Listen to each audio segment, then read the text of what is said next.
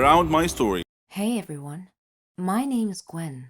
My story is different from anything you've ever heard before in your life.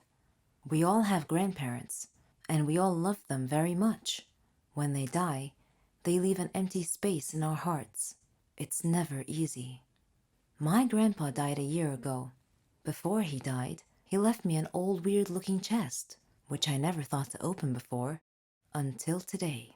I opened the chest, but all I found in it were 2 pieces of paper. One of them had only 2 words, Grandpa's house, and the other had a map drawn on it. I thought for a while, then I decided to go to my grandpa's old house and check things out. So, I went to the house. As I took out the key to open the door opened wide. There was no one else there. I was scared, but I was curious to find out more about the map. So I went in. As soon as I got inside, the door slammed shut behind me. I was shocked and scared, but I wasn't gonna back out now. The house looked so creepy and eerie, like it was abandoned for 100 years, and it felt so cold, like standing on ice. I opened the map in my hands and looked around. It showed the inside of the house. I followed the path till I reached the door. When I stood in front of it, it opened slowly on its own. Terrified, I took 2 steps back, but I glimpsed a shadow inside, so I moved forward. I stepped in, but with nothing under my feet, I fell, rolling over down the stairs. It wasn't a room, it was the basement. I tried to get up, but there was something on my legs. Of course, it was too dark to see what it was. Every time I take it off, it falls back again. I looked for my phone, but it wasn't in my pocket. Oddly enough, when I looked again, it was there. I took it out, and I turned on the flashlight, and there was my surprise. On my legs was the bony arm of a skeleton. I kicked it away and stood up quick. I lit around the room with my phone, but it was full of skeletons all over. Of course, no need to tell you I was scared the heck out of my wits. What happened next was beyond the understanding of an average person. The eyes of one of the skeletons turned bright red, and they were staring right at me. My feet started moving backwards automatically, and I found 2 bony hands clasping my neck. I freaked out, but then, suddenly, all the skeletons moved and stood in 2 lines, clearing a path for me. The map in my hand was glowing and indicating a place in the room. I moved towards it, slowly, as my knees buckled together. There was a huge chest. When I opened it, I found a ton-load of money. Strangely enough, all the skeletons had disappeared, and the furniture in the room was floating around the air. I got scared, and I ran for it, but I came to the stairs, and I found the door locked. It wouldn't open. The skeletons appeared around me once again, and they were pulling me off the stairs. I soared through the air and landed on the chest. Then I was out cold. When I came to, I found myself inside the chest, like it was a coffin of some sort, and I was lying inside, feeling numb all over. I could see the sky, but it was cloudy. I felt like I was being buried. Then I heard a voice. It said, "Welcome to your grandpa's treasure." This is what happens to people like me, dumb people like me who follow a stupid map to look for their grandpa's worthless treasure. They'll tell you their stories from their graves. I adore detective adventures and solving puzzles that others can't. I'm crazy about this. I love challenges and mysteries. I'm Ramon, but my father's nickname for me is Megamind. I'm 14 years old, and I'm typically ranked number 1 in my class every year. I have become famous for solving riddles. Many comers have tried to unseat me, but all have failed. I love to examine minute details. But let me get on with telling you my story. One hot summer, we had just finished our exams at school and were going on summer break. So I organized a trip to the beach with my friends. Beach weather is amazing. Clear skies, cool ocean breezes, sand, and sun. Just amazing. One day, before my beach trip, my mother handed me a letter from my grandmother. I was surprised and thought it was a little weird because Granny owned a hotel in the surrounding area nearby. It had wonderful views all around it. I had opened the letter, which read, "Dear Ramon, how are you?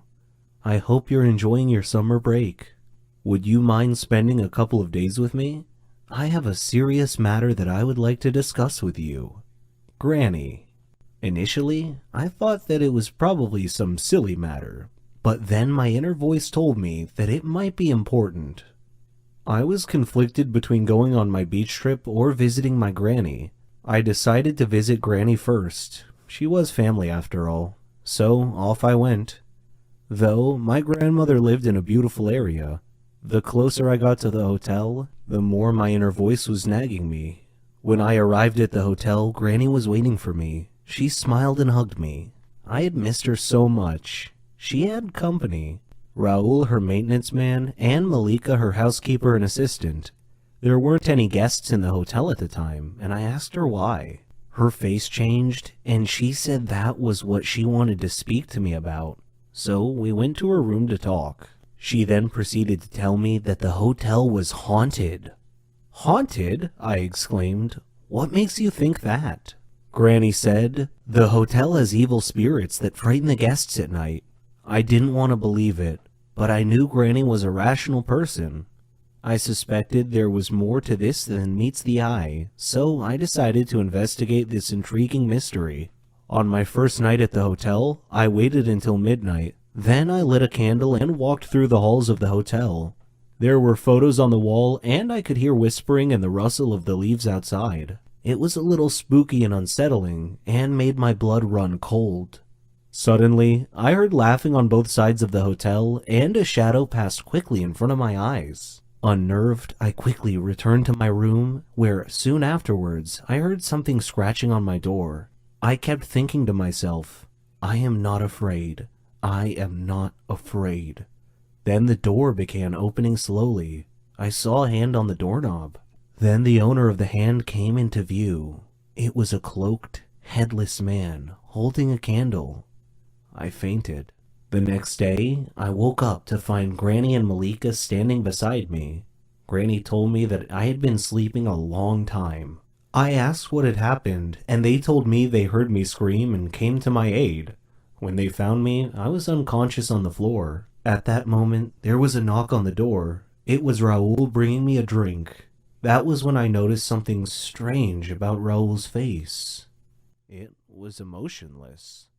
Then I glanced at his hands as I accepted the drink from him. That night, I again walked around the hotel. I found some steps at the end of a corridor that led to the basement. Down in the basement, I opened a maintenance door and found a tape recorder and a pile of clothes on a table. Suddenly, the lights went out. I was groping around in the dark and trying to find my way back when I heard the laughing again. Still, I continued stumbling ahead through the dark.